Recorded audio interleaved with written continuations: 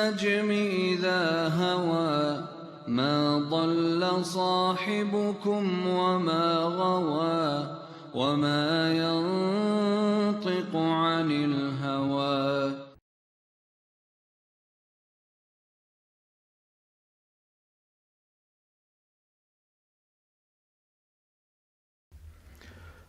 کل میں نے عرض کی تھی کہ آپ ذرا وہ خطوط جو حضرت عمر بن عبدالعزیز نے لکھے تھے مختلف امراء کو، ان کو ذرا پڑھ لیجئے گا، اور یہ سب چیزیں آپ نے صحیح بخاری میں پڑھی ہوئی ہیں.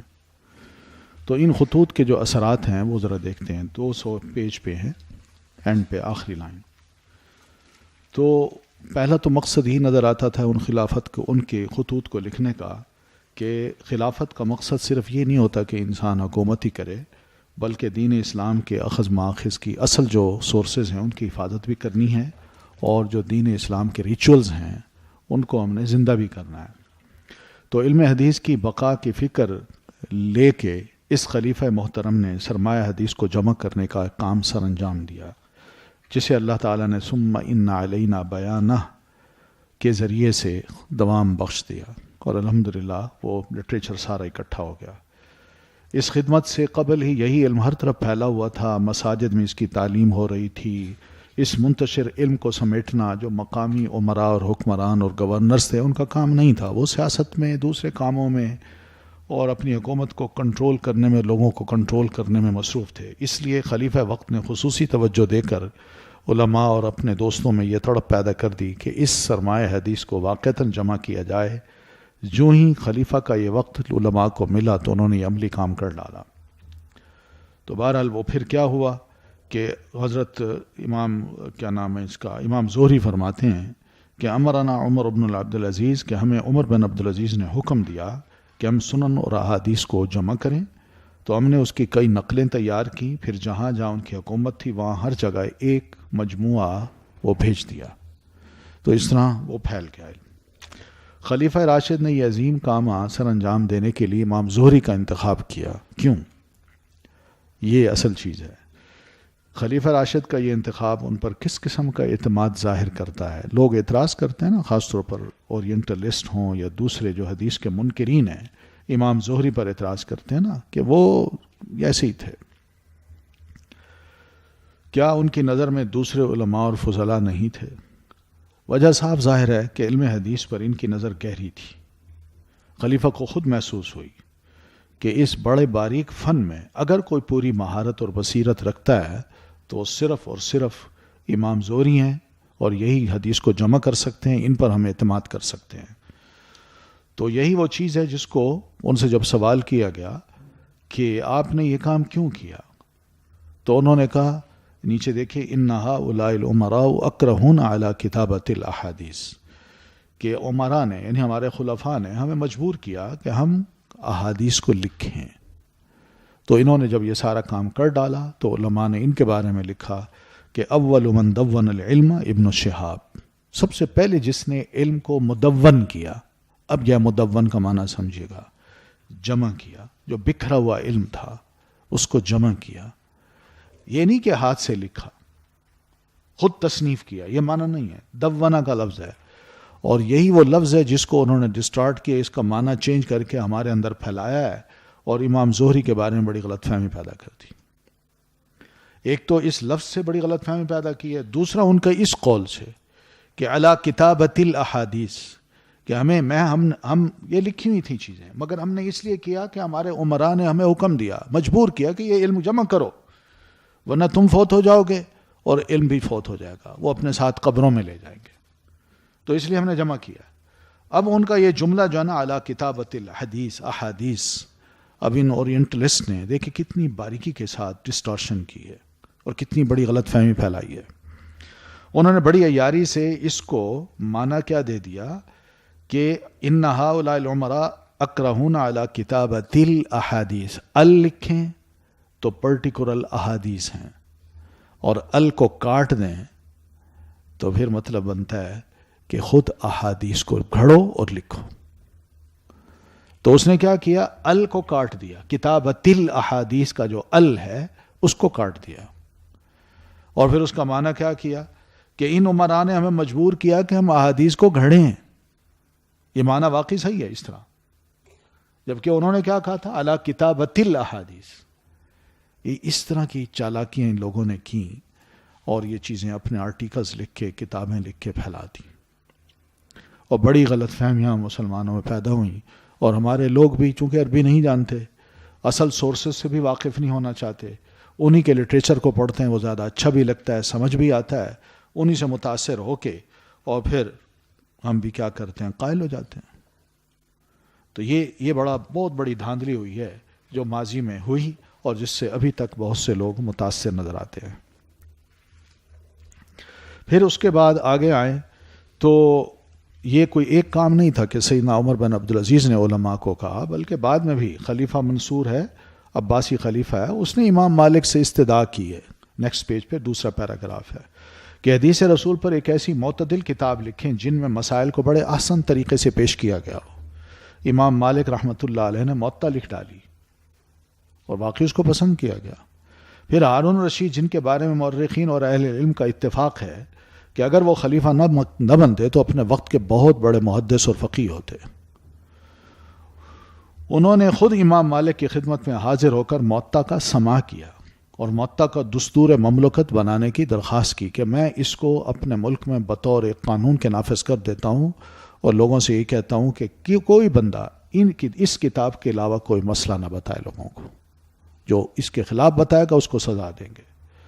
تو امام مالک نے بڑی اچھی توجیہ کے ساتھ یہ بات تجویز رد کر دی اور کہا کہ دیکھیے میں اکیلا نہیں ہوں، یہ صرف میرے ایک طالب علم کا علم ہے جو اس کتاب میں نے جمع کیا ہے، لیکن جہاں تک دوسرے علماء ہیں ان کا بھی علم ہے.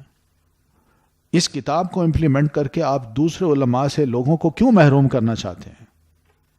اس لیے ان سے بھی فائدہ اٹھانے دیں.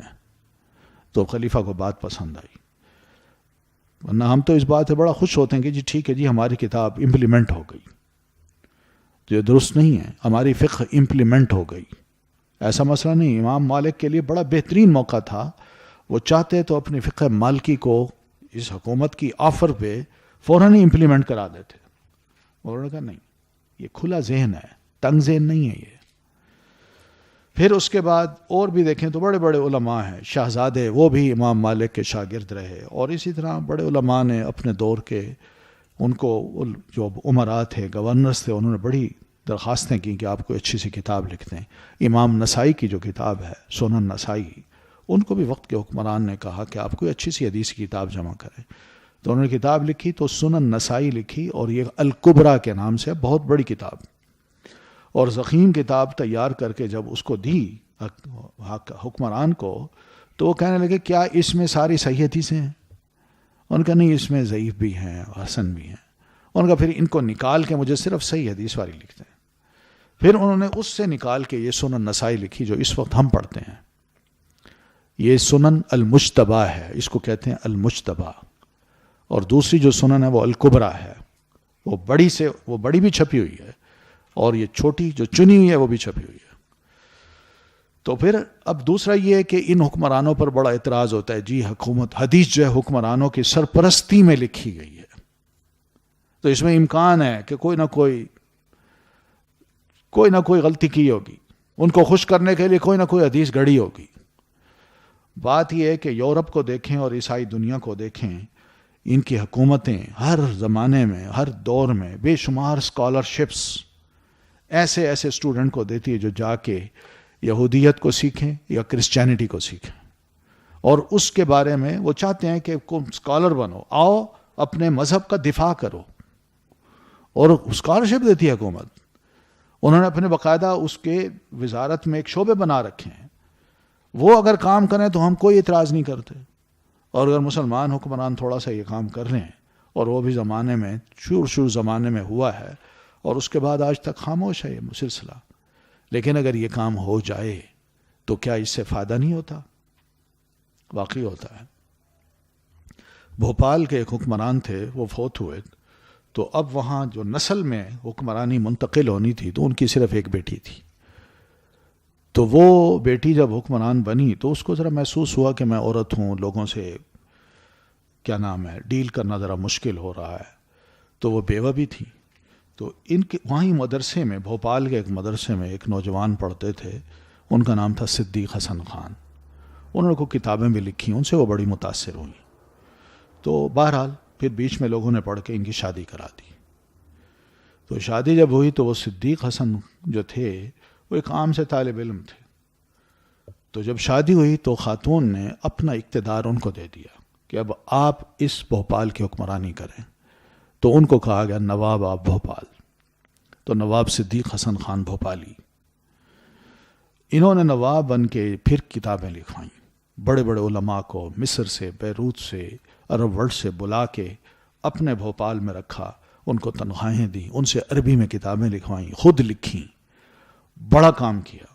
اور ان کے دور میں جو حدیث کا رواج ہوا ہے، یہ ابھی دو صدی پہلے کی بات ہے. تو 2 حدیث کا رواج ہوا ہے، وہ ہندوستان میں کسی نے ایسا کام نہیں کیا. تو اسی طرح ہی یہ کام چلتا ہے، ایسے نہیں چلتا. لیکن انڈیویجولز اگر یہ کام کر لیتے ہیں تو کوئی بری بات نہیں ہے. قابل اعتراض باتیں بنا کے لوگوں کو متنفر کرتے ہیں کہ یہ لوگ ہیں جو علماء حکومتوں کے ساتھ مل کے ان کی مرضی کے مطابق کتابیں لکھتے تھے. کون سی ایسی مرضی ہے جو ان کتابوں کو ہم پڑھیں تو نظر آتی ہو؟ تو جو کتابیں انہوں نے لکھی ہیں وہ دیکھیے، وہ کتب ہیں مختلف ٹاپکس کی. ایک سنن ہے، مصنفات ہیں، انہی کو جوامع بھی کہتے تھے یا جامع الگ ہیں. پھر اس طرح موطئات ہیں، موطا نام کی کتابیں ہیں. مسانید، مسند کی جمع ہے. پھر اسی طرح مغازی کی کتابیں بھی لکھیں، سیر کی بھی کتابیں لکھیں، اور پھر اسی طرح تفاسیر کی کتابیں بھی لکھیں. تو یہ ان کی تعریف پڑھ لیجیے گا، کتب السنن، اور پھر اس کے بعد ریکارڈ ہے اس کا. پھر اس طرح مصنفات اور جوامع کی تاریخ بھی پڑھنی ہے، شروع میں لکھی ہوئی ہے. پھر اس کے بعد تھوڑا سا ریکارڈ ہے. پھر موطئات ہیں، ان میں بھی دیکھیے گا کہ موطئات نام کی کتابیں 2 مشہور ہیں. ایک موطا امام مالک اور دوسرے انہی کے شاگرد ہیں امام محمد، ان کی کتاب ہے موطا امام محمد. پھر اسی طرح مسانید ہیں، مسند کی تاریخ پڑھیں تو پتہ چلتا ہے. پھر مغازی اور سیر کی کتابیں ہیں، یہ بھی آپ دیکھ لیجئے گا. تو ان میں بہرحال مغازی اور سیر کی کتابوں میں کچھ طبقات ہیں. یہ بڑی دلچسپ چیزیں ہوں گی، آپ ذرا پڑھ لیں ان کو، آپ کو اندازہ ہو جائے گا کہ مغازی کی کتاب جب ہم پڑھتے ہیں تو یہ طبقے جو ہے نا ان کا جاننا کتنا ضروری ہے. پھر تفاسیر کی کتابیں بھی ہیں، ان میں بھی احادیث آ گئی ہیں. تفسیر لکھی ہے آیت کی تفسیر، اس میں حدیث لکھ دی. تو اس طرح وہ جو تفسیر بالمأثور تھی وہ انہی کے ذریعے انٹروڈیوس ہوئی ہے. تو یہ سب کتابیں. پھر اجزاء نام کی کتابیں بھی شائع ہوئی ہیں. جز کا مطلب بھی آپ دیکھ لیں، کوئی ایک آدھ ٹاپک پہ احادیث جمع کر دی تو اس کا نام رکھ لیا جز. تو یہ بہرحال ان دونوں صدیوں میں اتنی ساری کتابیں جو ہے نا وجود میں آ گئیں اور لکھی گئیں. یہ کتابیں ہیں کتب السنن، مصنفات یا جوامع، جیسے الجامع الصحیح للبخاری، ٹھیک ہے نا، اس کی جمع ہے جوامع. پھر اس طرح موطئات، موطا کی جمع ہے. مسانید، مسند کی جمع ہے. پھر مغازی جس میں غزوات کی بات ہو، اور السیر یہ بھی جنگ کے حالات ہوتے ہیں اس میں، کہ مال غنیمت لیا، پھر اس کے بعد اس کو تقسیم کیسے کرنا ہے، یا قیدیوں کو گرفتار کیا ہے تو ان کے ساتھ کیا کیا معاملہ کرنا ہے. پھر اسی طرح کتب التفاسیر، تفسیر کی کتابیں. اب سنن کی کتابوں کی ذرا تعریف سن لیں کہ ان کتب میں روایات کو فقہی ابواب پر مرتب کیا گیا تھا. یعنی جتنے بھی نبی علیہ السلام کی احادیث تھیں ان کی ڈویژنز بنا دی گئیں. یعنی یہ حدیث اس مسئلے سے ریلیٹڈ ہے تو اس لیے اس حدیث کو اس چیپٹر کے نیچے، اس ہیڈنگ کے نیچے آنا چاہیے. تو وہ جو فقہی مسائل تھے نبی علیہ السلام کے بتائے ہوئے، انہی فقہی مسائل پر مبنی جتنی بھی احادیث تھیں ان کو جمع کیا گیا. تو ایسی احادیث کو جب ترتیب دی گئی تو فقہی ترتیب دی گئی.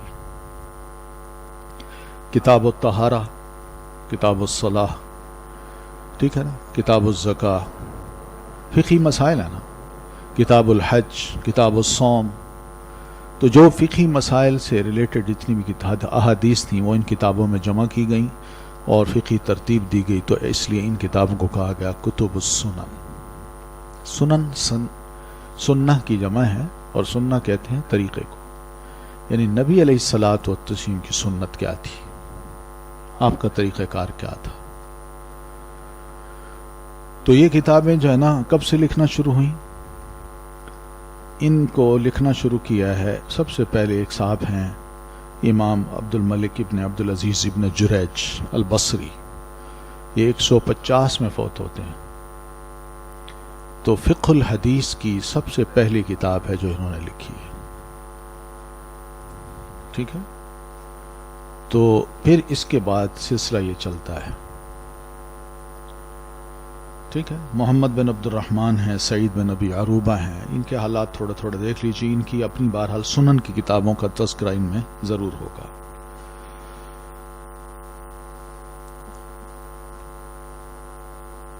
پھر اس کے بعد مصنفات ہیں یا جوامع ہیں. مصنف لفظ ہوتا ہے، ایک ہوتا ہے مصنف، وہ آتھر ہوتا ہے، اور مصنف جو اس کی تصنیف ہوتی ہے وہ کتاب کو کہتے ہیں. تو یہ مصنف عبد الرزاق، مصنف ابن ابی شیبہ، اس قسم کے جو علماء ہیں انہوں نے کتابیں لکھی ہیں مصنف کے نام سے. ٹائٹل یہی تھا. تو یہ ان کتب کے نام ہیں جن میں سنن کی ترتیب پر روایات مرتب ہوئیں جو سنن کے حکم میں آتی ہیں یا جن روایات کا تعلق سنن سے ہو. ٹھیک ہے. تو یہ کتابیں بھی بے شمار ہیں جو ان 2 صدیوں میں لکھی گئیں. تو یہاں بھی مصنف کا مطلب یہ سمجھ لیجئے کہ جو سنن کی ترتیب ہے یا سنن کی جو روایات ہیں اسی طرح ان میں بھی وہ روایات آ گئی ہیں اور اسی ترتیب سے لکھی گئی ہیں. ٹھیک ہے. بس نام وہ مصنف رکھ دیا انہوں نے، کسی نے اپنے نام رکھ دیا سنن. ڈفرینس یہی ہو سکتا ہے کہ کیونکہ سنن میں موسٹلی احادیث ہوتی ہیں، روایات ہوتی ہیں، اور جو مصنف ہوتی ہے اس میں اقوال بھی آ جاتے ہیں. مختلف دور کے جو علماء ہیں ان کے فتاویٰ یا ان کا بتایا ہوا مسئلہ یا ان کا رجحان کہ وہ اس مسئلے کو کیسے لیتے ہیں، تو اس میں مصنف میں یہ چیز آ جاتی ہے. ٹھیک ہے. تو ان میں جو بڑے بڑے لوگ ہیں ان میں ابو عروہ معمر ابن راشد ہیں. ٹھیک ہے. ان کے حالات بھی ذرا تھوڑے سے پڑھ لیں کہ کس طرح ان کے ساتھ یمنی لوگوں نے کیا. پھر اسی طرح بڑا اچھا سوچ سمجھ کے پھر امام عبد الرحمن بن عمر الاوزاعی ہیں. امام اوزاعی بڑے مشہور ہیں. تو انہوں نے بھی الجامع لکھی. یہ شروع کی الجامع جو ہے نا وہ مصنف اور الجامع تقریباً ایک ہی چیز ہے. پھر اسی طرح سفیان ابن سعید الثوری ہیں جن کو ہم اکثر و بیشتر کہتے ہیں امام سفیان الثوری، یہ وہی ہیں. تو ان کی بھی کتاب ہے الجامع جس میں وہی فقہی ترتیب ہے احادیث کی. پھر اس طرح مصنف ایک اور کتاب ہے امام وکیع ابن الجراح کی. تو ان کو یہ کون تھے؟ آور تھے. آور کا مطلب ایک آنکھ تھی ان کی. تو انہوں نے بھی بہرحال بڑی اچھا کام کیا. اور ان کی آخری جو اسی ترتیب اسی ان کے حالات میں جو آخری بات لکھی ہے ذرا وہ دیکھیے کہ علی بن الحشرم یہ کہتے ہیں میں نے انہیں عرض کی کہ حفظ کی کوئی دوائی بتائیں، بھول جاتا ہوں. تو فرمانے لگے اگر میں بتاؤں تو اس کا استعمال کرو گے؟ انہوں نے کہا بالکل کروں گا.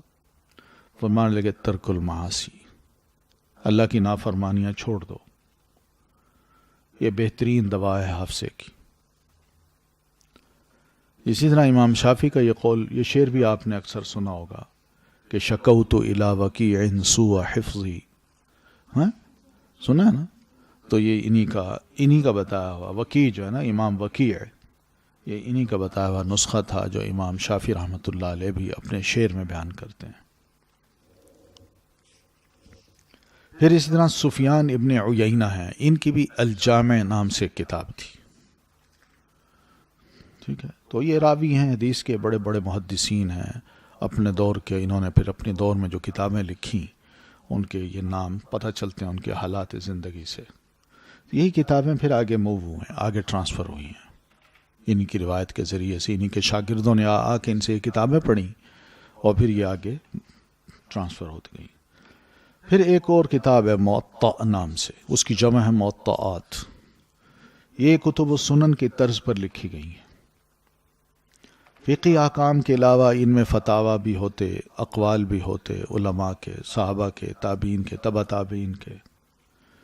پھر استنباطات بھی ہوتے، ڈیڈکشن جو مسائل سے ڈیڈیوس کرتے تھے وہ بھی روایت ہو جاتا اور وہ ان کتابوں میں موطا نام کی کتاب میں آ جاتا تھا.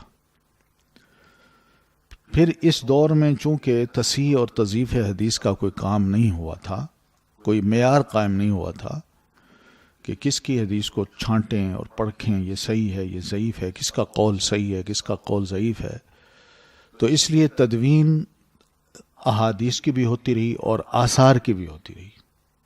یعنی فتاوی، اقوال یہ سب جمع کر دیے گئے کہ ٹھیک ہے. اب موطا امام مالک کو لے لیں تو اس میں 600 احادیث تو ہے نا بالکل سند کے ساتھ ہیں، وہ بالکل صحیح ہیں. پھر 600 اقوال ہیں، فتاوی ہیں. اب ان کا کنیکشن نہیں ہے، وہ کنیکٹڈ نہیں ہے، یعنی ان کی سند جو ہے نا وہ متصل نہیں مل رہی. تو بعد کے علماء نے اس پہ کام کیا، لیکن اس وقت امام مالک رحمۃ اللہ علیہ نے مناسب یہی سمجھا کہ میرے اپنے ذرائع سے جو بات مجھ تک پہنچی ہے، جو روایت بھی چاہے وہ قول کی صورت میں ہو چاہے وہ سند کی صورت میں ہو یا بغیر سند کے، میں کم از کم اس چیز کو اپنی کتاب میں لکھ دوں. یہ تھوڑی سی یعنی حدیث کی تائید بھی ہوتی ہے اور مسئلے کی مزید وضاحت بھی ہوتی ہے، اور یہ بھی پتہ چلتا ہے کہ اس دور کے علماء نے اس حدیث کو کیا سمجھا، کیا مسئلہ ڈیڈیوس کیا، کس نے اس سے اختلاف کیا اور اختلاف کے موقع پر اس نے اپنی کیا دلیل دی. تو یہ سب خوبیاں تھیں جس کی وجہ سے ایسی کتابوں میں یہ سب اقوال جو احادیث کے علاوہ ہوتے تھے، فتاوی ہوتے تھے، وہ سب جمع کر لیے جاتے تھے. تو موطا میں ایک تو موطا امام مالک رحمۃ اللہ علیہ بڑی مشہور ہے، ٹھیک ہے نا، تو اس کو بھی دیکھ لیجئے. پھر اسی طرح موطا ایک اور ہے جس کو موطا امام محمد کہتے ہیں.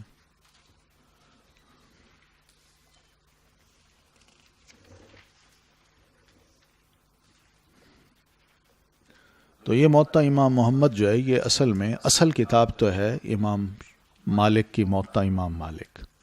امام محمد نے آ کے محمد بن حسن الشیبانی، یہ ان کی کتاب ہے، انہوں نے آ کے امام مالک رحمۃ اللہ علیہ سے ان کی موطا سنی. یہ بات یاد رکھیے گا، ان کی موطا آ کے سنی. پھر موطا سننے کے بعد انہوں نے اپنے اور ٹیچر سے جو روایات سنی وہ اسی موطا امام محمد میں ایڈ کر دی. ٹھیک ہے، اب وہ کتاب کہلائی ہے موطا امام محمد. یہ موطا امام مالک پوری نہیں ہے، موطا امام مالک پوری موجود ہے، لیکن جو سنی ہے اس میں پھر اپنے ٹیچر سے جو روایات سنی وہ بھی ایڈ کر دی، تو اس کا نام ہے موطا امام محمد.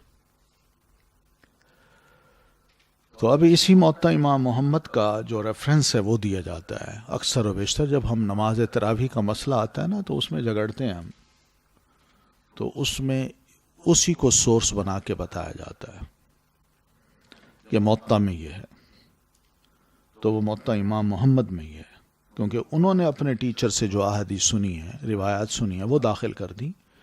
لیکن جہاں تک امام مالک رحمۃ اللہ علیہ کی موطا ہے تو اس میں مسئلہ بالکل واضح ہے.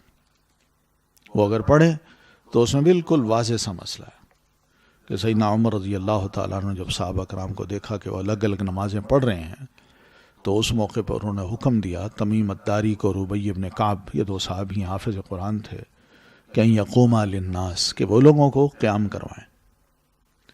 تو انہوں نے اپنے دور میں یہ جماعت کھڑی کروا دی، اور اسی میں یہ بھی ہے کہ انہوں نے یہ بھی کہا کہ 11 رکعتیں پڑھائیں، یہ بھی موجود ہے. تو 20 رکعت والی جو روایت ہے وہ اس موطا میں نہیں ہے، وہ موطا امام محمد میں ہے. پھر مسانید ہیں، یہ مسند کی جمع ہے. تو مسند کا معنی تو آپ جانتی ہیں نا، یعنی ایسی حدیث کی کتاب جس میں احادیث کو صحابی کے ٹائٹل سے، یعنی صحابی کے نام سے جمع کیا گیا ہو.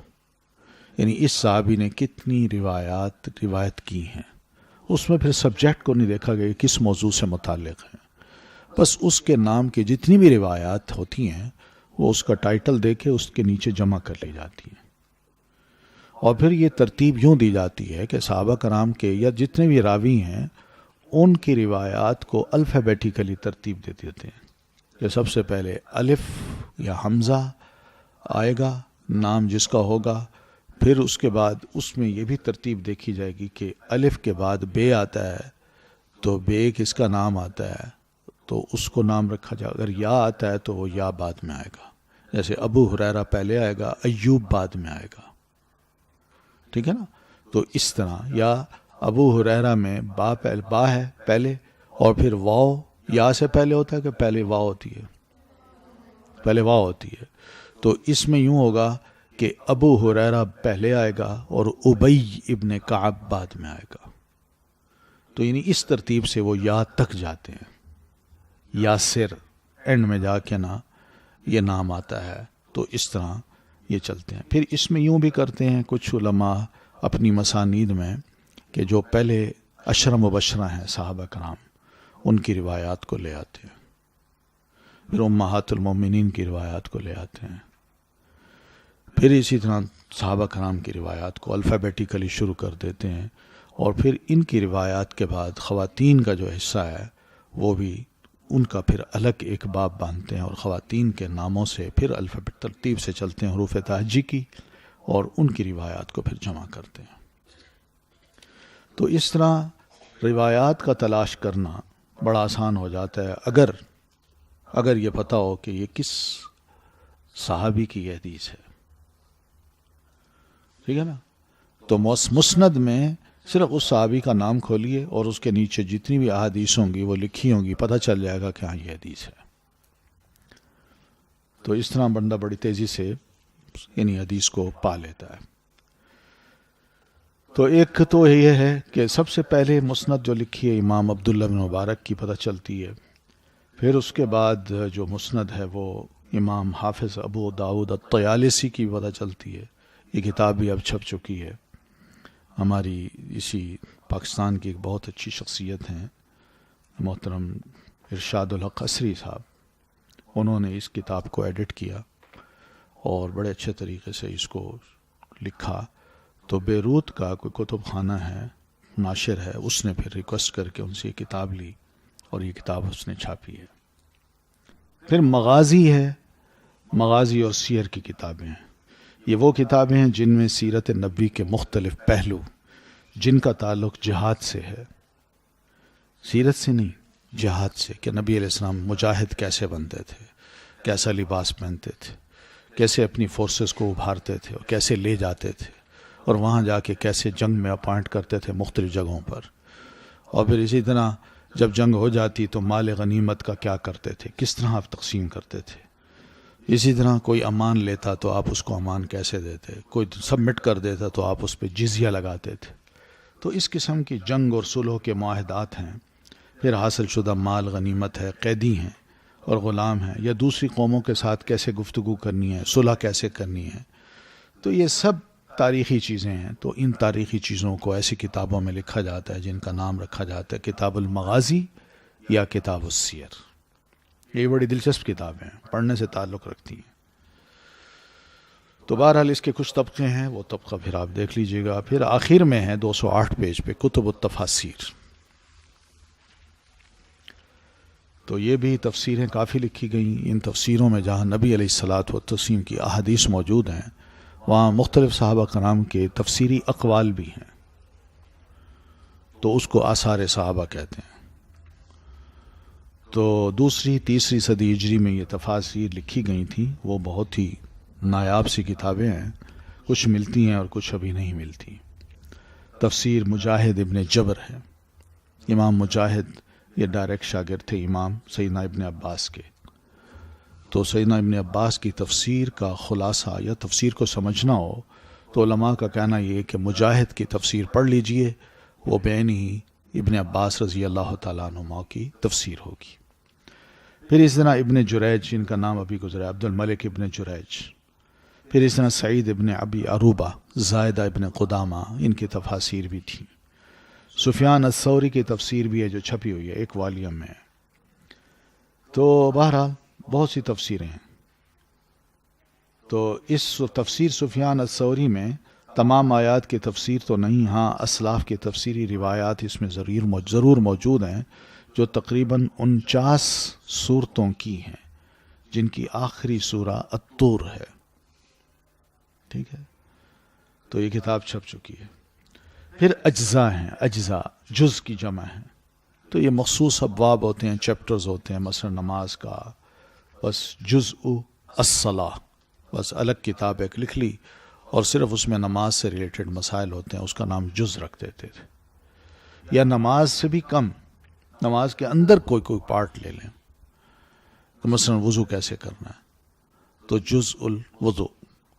یا نماز میں وضو میں بالفرض کہ بھئی چہرہ کیسے دھونا ہے، رفع یدین کیسے کرنا ہے، تو جزء رفع الیدین. یہ امام بخاری کی ایک کتاب ہے چھوٹی سی.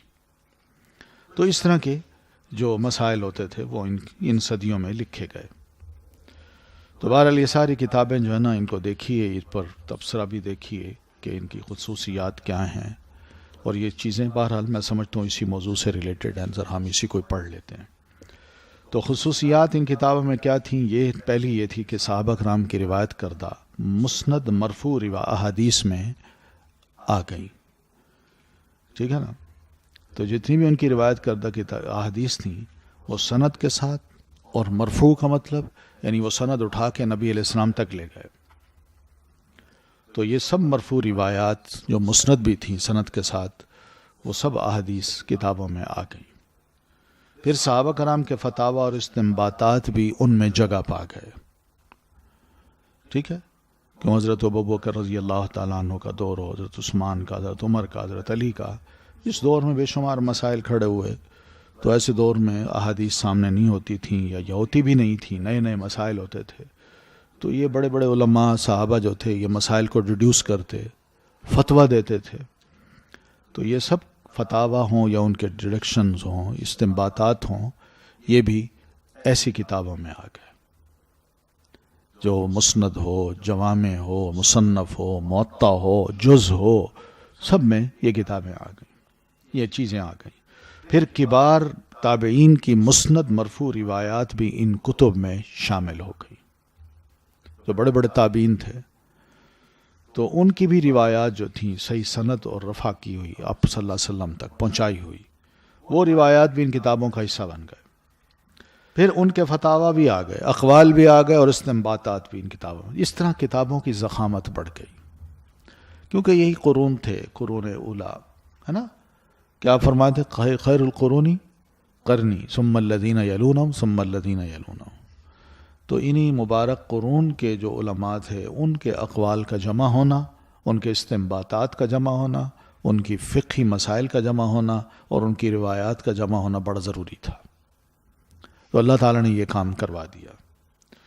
پھر یہ جب روایات کتابوں میں آ گئیں تو ان روایات میں تصحیح و تضعیف کا اصول نہ اپنایا گیا، کیونکہ اس دور میں جمع کرنا ہی بڑا کام تھا.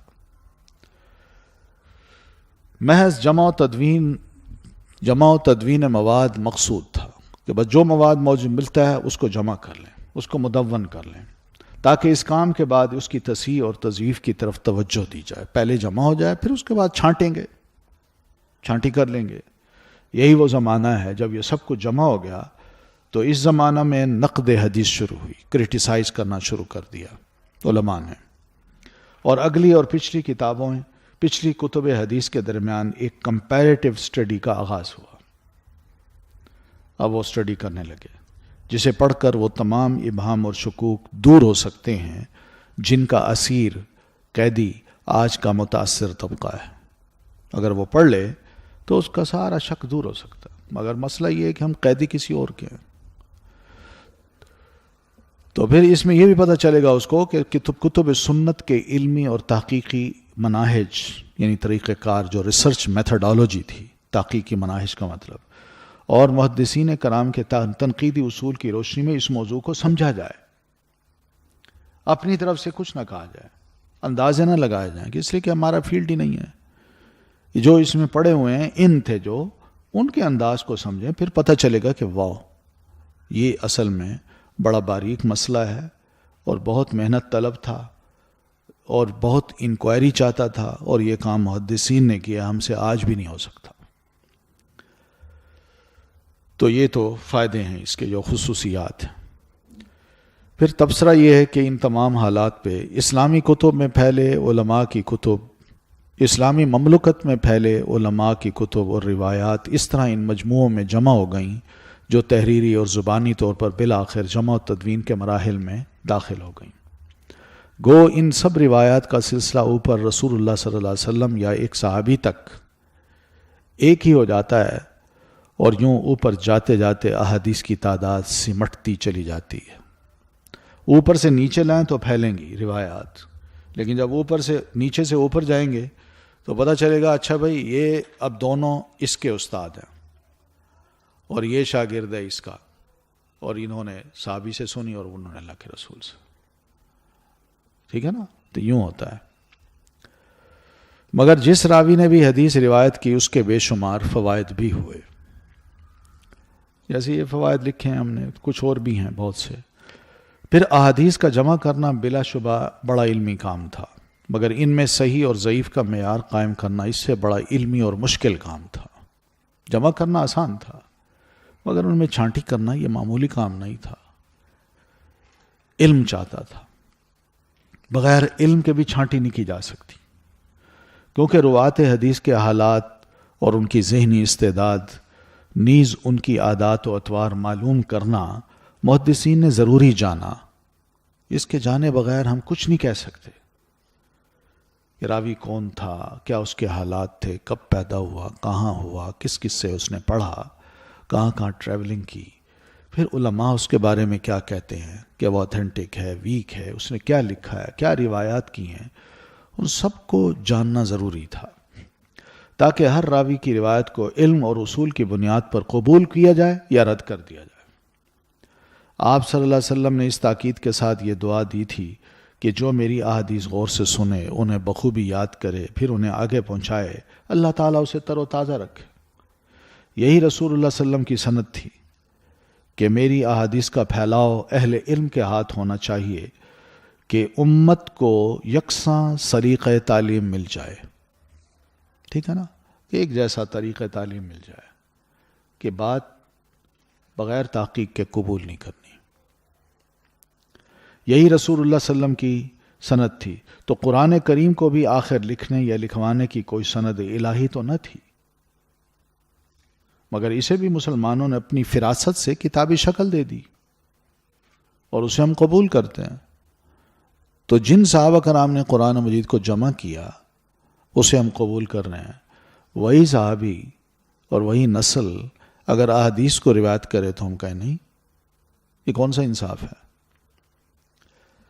اگر قرآن کریم کو مسلمانوں کی انفرادی کوشش کے نتیجے میں قبول کیا جا سکتا ہے کہ واقعی اللہ کا کلام ہے، تو پھر ذہن میں یہ شک کیوں آئے کہ احادیث زبانی طور پر منتقل جب ہوئی ہوں گی تو کیا معلوم راوی کے الفاظ وہ نہ ہوں جو اس کے استاذ کے تھے؟ یعنی اس شک کی بنیاد پہ ہم چھوڑ دیں؟ کیا یہی شک قرآن کریم کے بارے میں نہیں کیا جا سکتا؟ مزید وضاحت آگے بھی آ رہی ہے۔ صحابہ کرام نے بھی آیات کے رد و قبول کا دار و مدار اپنی ذاتی بصیرت کو بنایا تھا، جو سب انفرادی کوششیں ہی تھیں اور جنہیں اللہ اور رسول نے کوئی سند عطا نہیں کی تھی۔ ٹھیک ہے نا؟ تو بہرحال قرآن مجید کے بارے میں تو ہمارا اندھا ایمان ہے نا، الحمدللہ کہ یہ اللہ کی کتاب ہے، لیکن ذرا کفار کی باتیں سنیں نا، وہ کہتے ہیں کیسے آپ کہتے ہیں اللہ کی کتاب ہے؟ نبی علیہ السلام نے اس کو لکھوایا نہیں، یا لکھا تو وہ عبارت ہی صحیح نہیں تھی، جو بعد میں صحابہ کرام نے جمع کی تو بہت کچھ مٹ چکا تھا۔ پھر جب انہوں نے لکھا ہے تو ہو سکتا ہے کوئی ظاہرہ کتاب قرآن مجید میں بے شمار مشابہات ہیں، تو ہو سکتا ہے کہیں متشابہ ہو گیا ہو، کئی چیزیں وہ پکڑتے ہیں، تو ان کا جواب ہم کیا دیتے ہیں؟ تو ویسی جواب حدیث کے بارے میں بھی اگر شک ہو تو وہاں بھی دیا جا سکتا ہے. آخر نسل تو ایک ہی ہے نا. قرآن جمع کرے تو وہ مان لیں, حدیث جمع کرے تو وہ نہ مانیں. کیوں؟ دین ایسی چیز نہیں ہے, پہلی بات تو یہ بھی سمجھیے, دین ایسی چیز نہیں جو بے عمل, بد کردار یا جاہل لوگوں کے ذریعے مسلمانوں کو منتقل ہوا ہو. پہلی بات تو یاد رکھیے. الحمدللہ ہر دور میں سینکڑوں علماء, فقہا, محدثین اور مفسرین اس کے محافظ رہے ہیں, اس دین کے. ایک لمبی قطار ہے صحابہ کرام کی, تابعین کی اور تبع تابعین کی, جسے پیارے رسول صلی اللہ علیہ وسلم نے خیر القرون سے یاد فرمایا. یعنی وہ ہماری طرح نہیں تھے. یعنی بے عملی ہم میں ہے, بد عملی ہم میں ہے, حافظہ ہمارا بڑا کمزور ہے, ہمارے ذہنوں میں پتہ نہیں کس کس چیز کا علم بھرا ہوا ہے, کسی میں ہم پختہ ہی نہیں ہیں. پھر اس کے باوجود بھی ہم اپنے آپ کو بہت ذہین سمجھیں. اور نہیں بھائی, ہم کہاں, صحابہ کرام کا دور کہاں, تابعین کا دور کہاں اور تبع تابعین کا دور کہاں. فتنے تھے ان میں, لیکن نبی علیہ السلام کے زمانے کے قریب تھے, اس کے اثرات موجود تھے. ہم جتنا دور ہوتے جا رہے ہیں نا نبی علیہ السلام سے, ہم اتنا ہی دین کے بارے میں وہ قساوت قلبی کا شکار ہو گئے ہیں.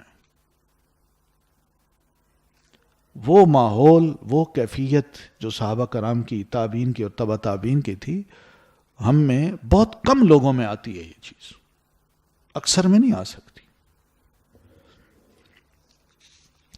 اس منتقلی کا اپنے آپ سے یا اپنے دور سے تقابل مت کیجیے. ٹھیک ہے نا؟ وہ دور صحابہ کرام کا تھا, ہم کہاں ہیں؟ ہمارے دور میں بے شمار ایسے لوگ ہیں جو بات کو مروڑ کر لکھتے ہیں, غلط سمجھتے ہیں, پھر تحریف کرتے ہیں, جھوٹ بولتے اور لکھتے ہیں, اور اپنا چھوٹا قد بڑھانے کی کوشش کرتے ہیں. ان کی باتیں ان کے بارے میں ہوں, ان کا کیا حیثیت ہے؟ قرآن و سیرت رسول سے اور اہل دین سے بغض, کینہ و اناد ان کے دل میں کوٹ کوٹ کے بھرا ہوا ہے. میڈیا پر بیٹھے جنگ لڑتے ہیں اور اتنا جھوٹ بولتے ہیں کہ وہ حقیقت نظر آنے لگتا ہے. کیا یہ سب حقیقت ہے؟ ہم سب جانتے ہیں حقیقت نہیں ہے. یا پھر جھوٹ اور سچ کا کوئی معیار بھی ہے کہ نہیں؟ اس معیار کے بھی ہم قائل نہیں ہیں. محدثین کرام نے نااہل لوگوں کو ہی تو چلتا کیا ہے, نکالا ہے باہر سے, اور جن کرداروں کو پیش کیا ہے, کیا ان کے سوانح حیات میں اس کے علاوہ کچھ اور بھی ہے؟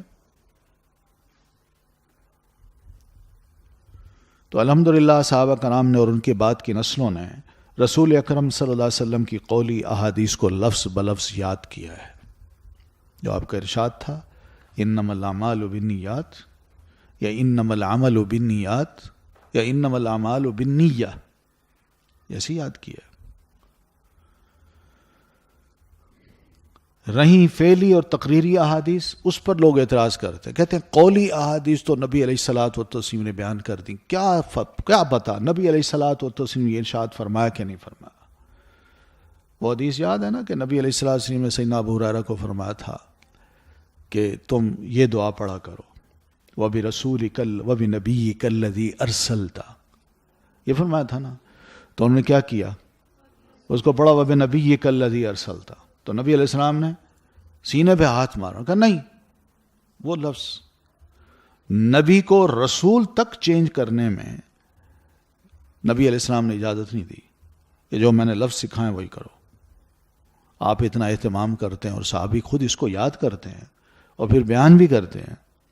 آپ سوچیں نا کون سے ایسے تبدیلی آئی ہے, چھوٹا معمولی لفظوں کا اہتمام کرنے والے, اور رسول اللہ صلی اللہ علیہ وسلم سے یہ سب کچھ سیکھنے والے ہیں. تو لفظ بلفظ یاد کیا ہے, اور وہ بھی کتنی ہیں, سارے میٹیریل میں کتنی قولی احادیث ہیں, کتنی پڑھی تھی ہم نے؟ 20%. اور باقی تو آپ کی فعلی ہیں یا تقریری ہیں. اب ان کو لفظی طور پر یاد نہیں کیا جا سکتا کیونکہ فعل کے کوئی لفظ نہیں ہوتے. اسی طرح کسی شے کو آپ برقرار رکھیں تو اس کے بھی کوئی لفظ نہیں ہوتے. ٹھیک ہے نا؟ تو اب پورے ذخیرے احادیث کے بارے میں یہ کہہ دینا, او جی آپ نے جو ارشاد فرمایا پتہ نہیں اگلی نسلوں نے اس کو یاد کیا یا نہیں, استاد نے کچھ کہا ہوگا, بعد والے نے کچھ کہا ہوگا. یہ غلط سوچ ہے. یہ بالکل ہم دیسی لوگ اپنے دیسی سٹائل سے سوچتے ہیں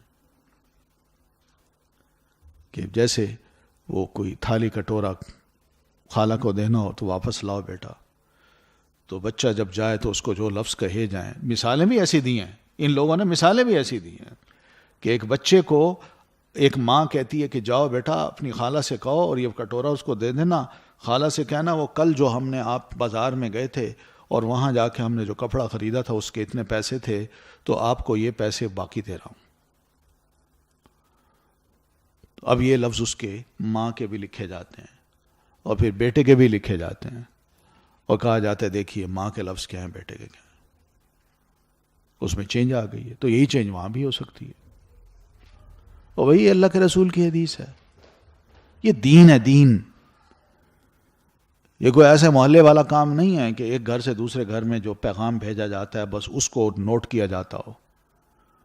یعنی یہ ایسے لوگوں کی سوچ نے نبی علیہ السلام کی احادیث کو بالکل نچلی سطح تک گرایا.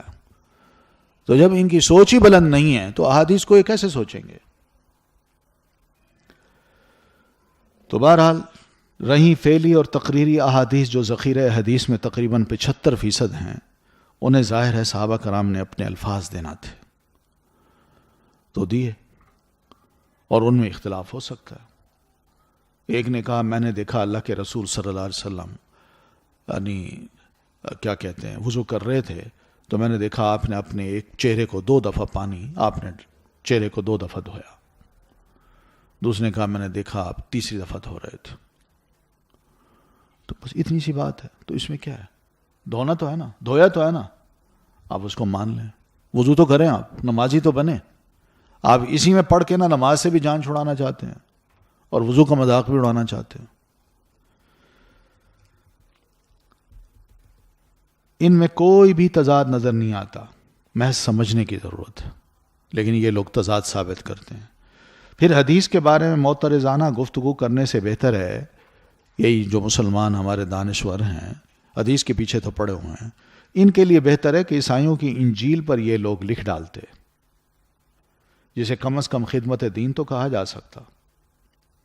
عیسائی حضرات نے اپنی بائبل کے ساتھ جو کچھ کیا, آج یہ انہی کے اندر کے سوالات ہیں کہ ہو روٹس دا بائبل. پھر اسی طرح وٹ ڈڈ جیزس ریئلی سے. یہ کتابیں ہیں, ویب سائٹس پہ جائیں تو بے شمار کوسچنز ہیں ان کے, آپس میں لڑائی جھگڑے ہیں. وہ یہ لکھ دیتے, کم از کم کوئی خدمت تو ہو جاتی, اپنے ہی مسلمانوں کو آگاہ کر دیتے کہ دیکھیے عیسائیت کا دین اس طرح کا ہے, مذہب اس طرح کا ہے, ان کا اپنی اصل کتاب پر بھی ایمان نہیں ہے, اپنی اصل کتاب کو بھی وہ تبدیل کر چکے ہیں, مانتے نہیں ہیں ان کی اکثریت, اتنے ان کے فرقے ہیں. لیکن ہم مسلمانوں میں تو کم از کم یہ نہیں ہے. کوئی اس طرح کوئی اسلام کا مثبت پہلو تو لوگوں کے سامنے آتا, اپنے پڑھے لکھے لوگوں کے سامنے آتا, اپنی جوانوں کے سامنے پیش کرتے. اس کی توفیق نہیں ہے. دین کی جڑیں کاٹنا ہے. مگر پھر بھی انہوں نے سینٹ پال کے خطوط کو جو سیدنا عیسیٰ علیہ السلام کے آسمان پہ اٹھ جانے کے برس بعد لکھے تھے, ہولی قرار دے دیا. انہوں نے کہا لیجیے جی یہ ہے وہ اصل انجیل, اور بائبل کا حصہ بنا دیا. مگر حیرت ہے کہ اس آگاہی کے باوجود بھی عیسائی مشنریز اس کی اندھی قائل ہیں اور اپنے اداروں, جامعات, سکولوں اور عبادت گاہوں میں کیے گئے کام پر بڑا فخر کرتے ہیں. ہم نے بڑا کام کیا. کیا ہم مسلمانوں نے ایسا سلوک اپنے دین کے ساتھ کیا؟ کتنے افسوس کی بات ہے. یعنی ہمارا مسلمان دین سے متنفر ہو کے دین کے خلاف ہی لکھنے لگ گیا. خود بدزن ہوا, کئیوں کو بدزن کرنے کا اس نے سوچ لیا, اور بولتا ہے, اب بھی بولتا ہے. ان اداروں میں جو ہمارے ارد گرد ہیں یہی کچھ ہو رہا ہے, مذاق اڑایا جا رہا ہے دین کا. لینن, مارکس اور ماؤ کے ملحدانہ نظریات تو الحمدللہ بڑی ذلت کے ساتھ رخصت اور دفن ہو گئے. یعنی یہ 90s کے شروع میں آپ نے دیکھا ہوگا سوویت یونین جب ٹوٹا ہے تو ٹوٹنے کے بعد کس طرح لینن کو, مارکس اور ان کے بتوں کو اٹھا کے, ان کی کتابوں کو اٹھا کے لوگوں نے پھینکا ہے. کہ یہ بڑے کچھ تھے، ان کے نظریے بڑے اچھے. 70 سال کے بعد یہ نظریہ ذلیل اور خوار ہو گیا. اس کے بعد چاہیے تو یہ تھا کہ یہی لوگ جو لینن اور مارکس کے نظریات کو دین کے پیچھے پڑھ کے پروموٹ کر رہے تھے، ان کے لیے مناسب تو یہی تھا کہ یہ لوگ توبہ اور انابت اللہ کرتے. مگر مقام حیرت ہے کہ اب بھی جھوٹے سہاروں پر جینے میں انہیں مزہ آتا ہے. مروبیت کی حد یہ ہے کہ اپنے دینی شاعر پر دوسروں کے سامنے یہ لوگ چھینکتے ہیں کہ بسم اللہ پڑھ کے کھائیں، دائیں ہاتھ سے پئیں نہ، اور ان کی تقلید کرتے ہوئے اسلام کے معترض بن جاتے ہیں.